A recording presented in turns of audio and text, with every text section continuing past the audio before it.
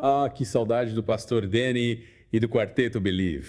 Aproveitem bastante as férias, viu? Esperamos que estejam recarregando as energias para voltar com tudo. É verdade, mandamos um abraço para eles. E um abraço apertado também para você que está sempre ligado aqui com a gente. É isso aí. Seja bem-vindo ao nosso mergulho profundo na palavra. É sempre uma alegria enorme ter você por perto, nos acompanhando nessa busca por conhecimento e crescimento espiritual. Isso mesmo. Preparado para desvendar os mistérios do amor divino. Hoje vamos mergulhar de cabeça na lição da Escola Sabatina número 2. Opa, essa lição tá imperdível. E ela nos convida a explorar um tema que, nossa, é grandioso e, ao mesmo tempo, inspirador. O amor pactual de Deus. É verdade. E aí, antes de começarmos, não esquece de se inscrever no canal e compartilhar esse episódio com todo mundo. Isso. Compartilha com a família, os amigos, com todo mundo que você acha que pode se beneficiar dessa conversa. Combinado. Combinado. Então, vamos lá.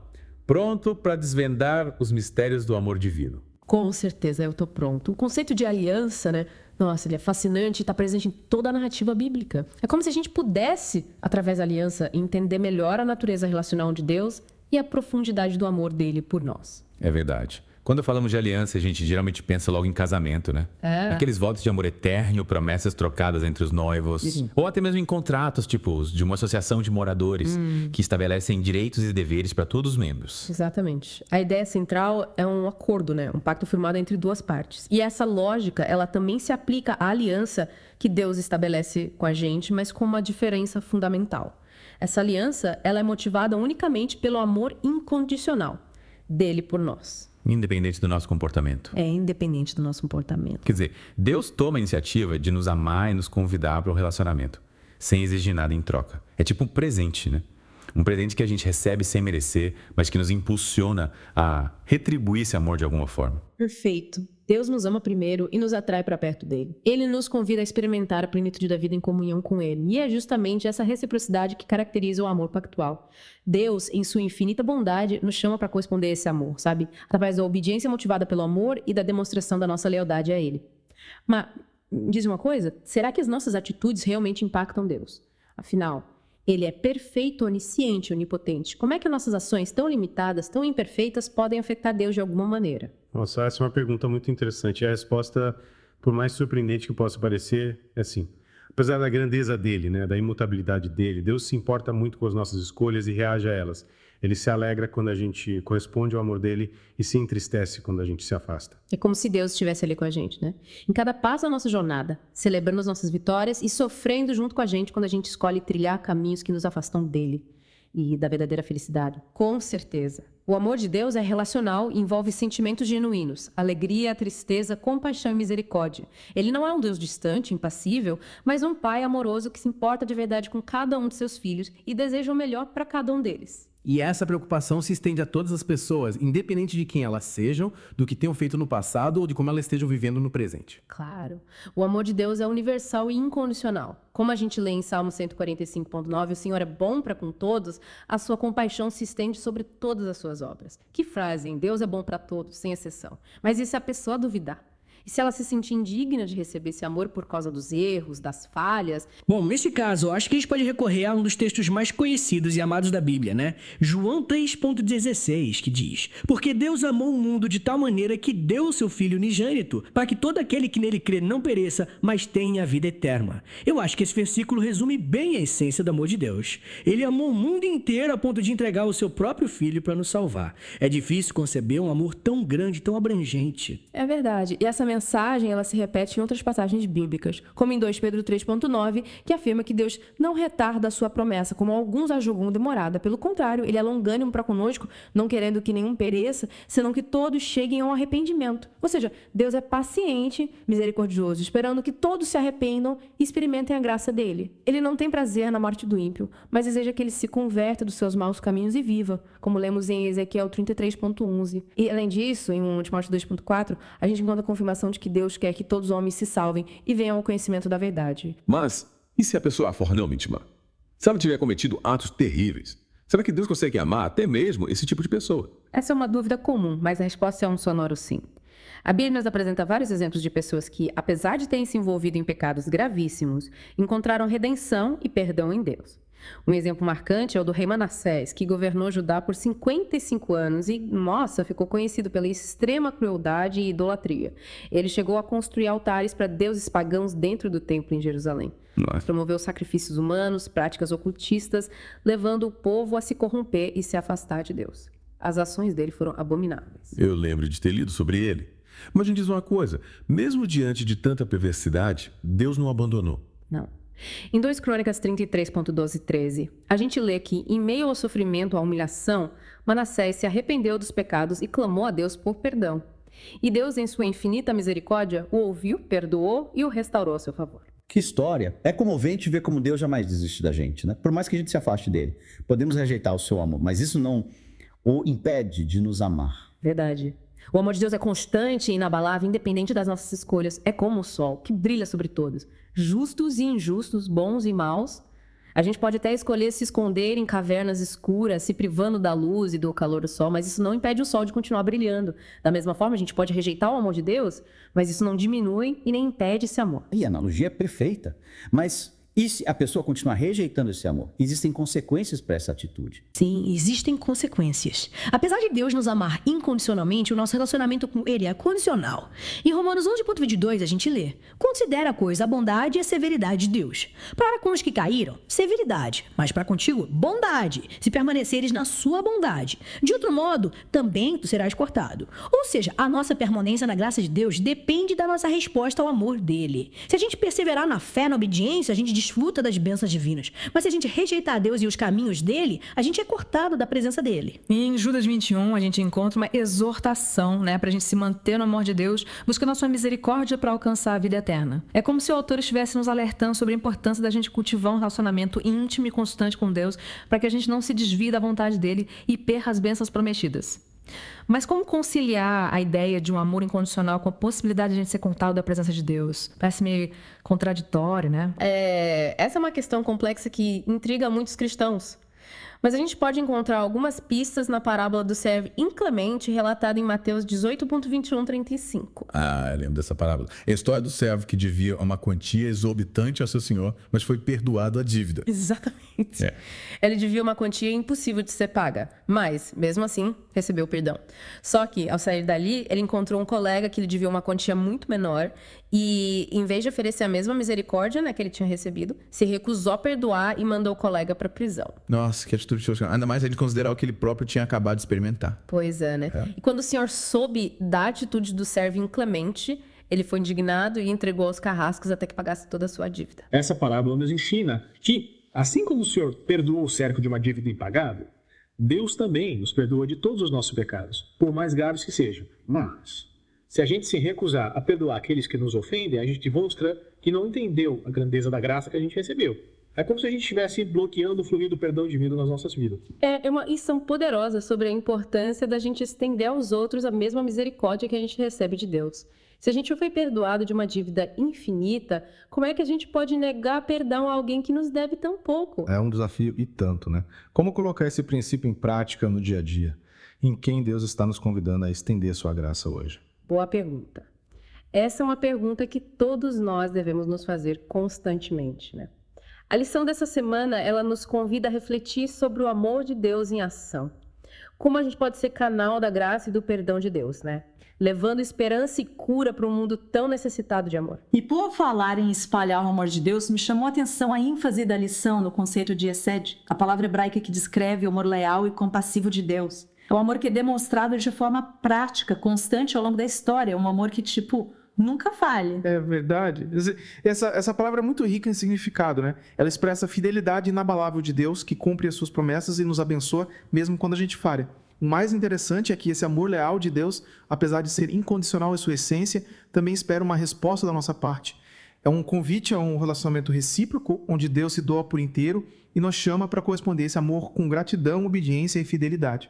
É como se Deus estivesse falando: eu te amo incondicionalmente, mas desejo que você também me ame e me siga de todo o seu coração. E essa reciprocidade, ela se manifesta no nosso compromisso em guardar os seus mandamentos, não por obrigação, por medo de punição, mas por amor e gratidão por tudo que ele fez e continua fazendo por nós. Exatamente. E essa fidelidade mútua, essa aliança de amor entre Deus e a humanidade é um tema recorrente em toda a Bíblia. A gente pode observar essa relação especial que Deus estabelece com o seu povo, por exemplo, em Deuteronômio 7.6 e 9. Um povo escolhido não por seus próprios méritos, mas pela graça e pelo amor divino. Esses versículos lembram a gente que nós fomos escolhidos por Deus para sermos o seu tesouro particular. Um povo santo, separado para realizar os propósitos dele. E essa escolha motivada pelo amor e pela fidelidade de Deus se estende por 1000 gerações, como ele pode ler em Deuteronômio 7.9. A aliança de Deus com a gente é um pacto eterno que transcende o tempo, as gerações e se baseia na promessa imutável dele de nos amar, nos guardar e nos abençoar. Mas é importante a gente lembrar que essa aliança, né, apesar de eterna da parte de Deus, exige a nossa colaboração. Deus nos ama incondicionalmente, mas a nossa experiência das bênçãos divinas, ela depende da nossa fidelidade e da obediência aos seus mandamentos. É como se eu fosse um jardim, né? Que precisa ser cultivado com cuidado, com dedicação, para florescer e dar frutos. Deus nos concede semente do seu amor, mas cabe nos regar, adubar, proteger essa semente para que ela cresça e se desenvolva plenamente. Sem dúvida. E essa responsabilidade implica a gente fazer escolhas conscientes, né? Escolhas que nos aproximem de Deus e que nos afastem do pecado, que é a raiz de todo sofrimento, de toda destruição. Essa luta constante contra o pecado, contra a tentação, é um tema presente na experiência de todos os cristãos, né? Com certeza. Afinal, a gente vive num mundo caído, dominado pelo mal e pela sedução do pecado. Mas a boa notícia é que em Cristo a gente tem a vitória assegurada. Em Romanos 6.14, a gente lê que o pecado não terá domínio sobre vós, pois não estáis debaixo da lei, mas debaixo da graça. Essa promessa garante para a gente que, apesar das nossas fraquezas, das nossas lutas, a gente pode vencer o pecado e viver em santidade, através do poder do Espírito Santo que habita em nós. Mas a pergunta é, como resistir às tentações e viver de acordo com a vontade de Deus em meio a tantas pressões, né? E a tantas influências negativas? É uma pergunta crucial, que exige da gente um compromisso diário com a nossa fé. Com certeza. A resposta, ela pode parecer simples, mas exige um compromisso diário da gente buscar Deus em oração, meditar na palavra dele e se conectar com outros cristãos que nos fortaleçam nessa caminhada. Esses hábitos espirituais, eles são essenciais para a gente se manter firme na nossa fé e resistir às investidas do inimigo. Afinal, a vida cristã é uma batalha constante contra as forças do mal, né? Que buscam nos afastar de Deus e nos levar para a destruição. Mas com a ajuda do Espírito Santo e a prática diária da palavra de Deus, a gente pode vencer essa batalha e viver em vitória. E falando em vitória, a lição de quarta-feira, ela apresenta para a gente um conceito intrigante. A possibilidade de perdermos a salvação, mesmo tendo experimentado a graça de Deus. Esse é um tema delicado que gera muita discussão, muita controvérsia entre os cristãos. Mas é importante a gente analisar o que a Bíblia realmente ensina sobre esse assunto. Em Hebreus 6.4.6, a gente encontra um alerta bem sério, né, sobre o perigo da gente se afastar de Deus, depois de ter experimentado a graça dele. O texto afirma que aqueles que foram uma vez iluminados e provaram o dom celestial e se tornaram participantes do Espírito Santo, provaram a boa palavra de Deus e os poderes do mundo vindouro e caíram, é impossível que sejam outra vez renovados para arrependimento, visto que de novo estão crucificando para si mesmos o Filho de Deus e expondo a ignomínia. Nossa, que texto forte. Ele parece indicar que, em certos casos, a pessoa pode chegar a um ponto de endurecimento espiritual, onde o arrependimento se torna impossível. Esse alerta nos convida a uma reflexão profunda sobre a seriedade do nosso compromisso com Cristo e a importância de perseverarmos na fé até o fim. A salvação não é um evento único e irreversível, é um processo contínuo de transformação, que exige a nossa participação ativa, constante. Ou seja, a graça de Deus nos salva, mas cabe a nós responder a essa graça com gratidão, obediência e fidelidade. Exato. E essa fidelidade se manifesta no nosso esforço diário em vencer o pecado, cultivar hábitos espirituais saudáveis e nos aproximar cada vez mais de Deus. É um compromisso para a vida toda que exige dedicação, disciplina e perseverança. Mas a recompensa é a vida eterna em comunhão com Deus, que é a verdadeira felicidade e plenitude. Para nos ajudar nessa jornada, a lição nos apresenta o exemplo de vários personagens bíblicos que enfrentaram desafios, tentações, mas mantiveram a fé em Deus e alcançaram a vitória. Um desses exemplos é o de José, filho de Jacó, que foi vendido como escravo pelos próprios irmãos, mas permaneceu fiel a Deus em meio a todas as adversidades, e alcançou uma posição de destaque lá no Egito. Ele sofreu injustiças, traições, mas nunca se deixou abater pelo desespero ou pela amargura. Em vez disso, ele confiou em Deus e se dedicou a fazer o bem, mesmo em circunstâncias desfavoráveis. Verdade. E essa atitude de fé e de perseverança o conduziu à vitória final. José não só perdoou os irmãos, como também os salvou da fome e os reconciliou com o pai Jacó. É uma linda ilustração do poder da graça de Deus para nos transformar, para nos capacitar a superar as dificuldades sem perder a esperança e a fé. E o exemplo de Jó, ele perdeu tudo o que tinha. Seus bens, seus filhos, sua saúde. É um dos relatos mais comoventes e desafiadores da Bíblia, né? Ele era um homem justo, temente a Deus, mas foi submetido a um sofrimento extremo, que testou a fé dele nos limites da resistência humana. E mesmo em meio à dor e ao desespero, Jó não amaldiçoou a Deus. Manteve a sua integridade e a sua confiança no Criador. Impressionante a força de caráter e a fé inabalável de Jó. Ele questionou a Deus, né? Expressou sua angústia, sua perplexidade, mas nunca deixou de crer na justiça e na bondade dele. E essa perseverança foi recompensada, né? Deus restaurou a saúde de Jó, lhe concedeu o dobro de tudo que ele tinha perdido e o abençoou com uma vida longa e próspera. A história de Jó nos ensina que, mesmo em meio às provações mais difíceis, Deus está com a gente, nos sustentando com a sua graça e o seu poder. Ele jamais nos abandona, mas nos conduz por caminhos de justiça e nos prepara para a vitória final. Esses exemplos bíblicos, eles nos encorajam a perseverar na fé, mesmo quando a gente enfrenta dificuldades, tentações e sofrimentos. Afinal, a gente sabe que em Cristo nós somos mais que vencedores. E por falar em Cristo, a lição de sexta-feira nos convida a aprofundar a nossa compreensão sobre a obra redentora dele e o significado da morte dele na cruz. A cruz, né? Ela é o ponto central da história da salvação, onde o amor de Deus se manifesta de forma plena e incondicional. Em João 3,16, a gente lê que Deus amou o mundo de tal maneira que deu seu Filho unigênito, para que todo aquele que nele crê não pereça, mas tenha a vida eterna. Esse versículo ele resume a essência do Evangelho. Deus, no seu infinito amor, entregou seu próprio Filho à morte, para nos libertar do pecado e nos reconciliar com Ele. Mas a pergunta que muitos se fazem é: por que era necessário que Jesus morresse na cruz? Qual o significado desse sacrifício? A resposta ela se encontra na natureza do pecado e na justiça de Deus. O pecado, que é a transgressão da lei de Deus, nos separa do Criador e nos condena à morte eterna. E a justiça de Deus exige que todo pecado seja punido. Como somos todos pecadores, a gente está sujeito à condenação divina. Mas Deus, em sua infinita misericórdia, providenciou um caminho de escape para nós.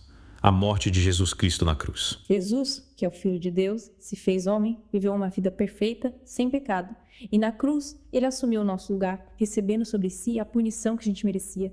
O sacrifício expiatório de Jesus satisfez a justiça de Deus e abriu o caminho para a nossa reconciliação com o Criador. Jesus se tornou o nosso substituto, levando sobre si a nossa culpa e nos libertando da condenação eterna. E por meio da fé em Cristo, nós podemos receber o perdão dos nossos pecados, a vida eterna e a reconciliação com Deus. Mas como a gente pode ter certeza de que esse sacrifício foi suficiente para nos salvar? A ressurreição de Jesus Cristo é a prova irrefutável da vitória dele sobre a morte e o pecado.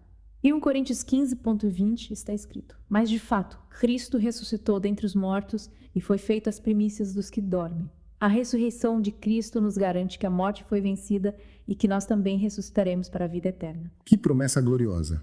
A certeza da ressurreição nos enche de esperança e nos impulsiona a viver uma vida digna do Evangelho, uma vida transformada, que se manifesta em atitude de amor, de compaixão, de perdão e de serviço ao próximo. Afinal, como podemos dizer que amamos a Deus se não amamos o nosso irmão? É isso aí. Em João 4,20 a gente lê que: se alguém disser, eu amo a Deus, e odiar a seu irmão, é mentiroso. Pois quem não ama seu irmão, o qual viu, como pode amar a Deus a quem não viu? Essa pergunta nos desafia a colocar o amor em prática no dia a dia, nos nossos relacionamentos, com a família, com os amigos, com os colegas de trabalho e até com aqueles que às vezes a gente não simpatiza muito. O amor autêntico, ele se manifesta em ações concretas, em atitudes de cuidado, de compaixão, de perdão. E para nos inspirar a viver esse amor de forma radical, a lição nos apresenta o exemplo de Jesus Cristo, que nos amou até o fim, mesmo sendo rejeitado, traído e crucificado. O amor de Cristo é o modelo perfeito para a gente. Ele se humilhou, se esvaziou de sua glória e se entregou à morte para nos salvar. E esse amor sacrificial, ele nos convida a renunciar ao egoísmo, ao orgulho, à vaidade, para vivermos em função do bem do próximo.